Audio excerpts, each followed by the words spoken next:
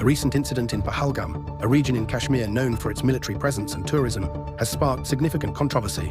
Indian authorities have not yet assigned blame, but the pro-Khalistan group Seeks for Justice, SFJ, alleges that the killings of Hindu civilians may be a state-sponsored operation rather than insurgent violence. SFJ's General Counsel, Gurpatwant Singh Panun, described the incident as a false flag operation carried out by Indian intelligence agency RAW with tacit support from the BJP-led government. They have pledged $500,000 in humanitarian aid to the affected families, emphasizing their support for India's suffering minorities. Panun questioned who benefits from the Pahalgam terror attack, suggesting that the only beneficiaries are the BJP government, known for leveraging violence for political advantage. Drawing parallels to the 2000 Chittor Singhpura massacre, where 35 Sikhs were killed during President Bill Clinton's visit, SFJ claims the Pahalgam incident mirrors this pattern, this time coinciding with US Vice President J.D. Vance's India visit. The SFJ outlines 4 core objectives they believe motivated the attack. 1.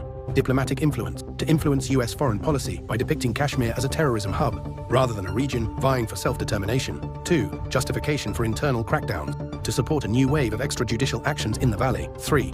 Electoral strategy, to evoke fear among Hindu voters and boost BJP's electoral base ahead of national elections. 4. Discrediting freedom movements, to brand Kashmiri and Sikh separatist movements as terrorist, undermining their political legitimacy. The SFJ directly accuses specific Indian officials, including NSAA Ajit Doval, Prime Minister Modi, Home Minister Amit Shah, and External Affairs Minister S. Jaishankar. Though these claims remain unsubstantiated in public forums, the allegations highlight a growing trust deficit between minority separatist groups and the Indian state, under a government criticized for promoting Hindutva nationalism and stifling dissent. Additionally, SFJ connects the Kashmiri struggle to the broader Khalistani movement, claiming the road to Kashmir's independence runs through Khalistan, and renews their call for a global campaign supporting a Khalistan referendum. They urge international bodies like the UN Security Council to revisit the 1948 UN resolution on Kashmir to promote an internationally supervised plebiscite. Thus, the Pahalgam killings, while devastating, now serve as a platform for divergent political narrative. The Indian government might link the attack to Pakistan-sponsored insurgents or local militants, whereas secessionist groups like SFJ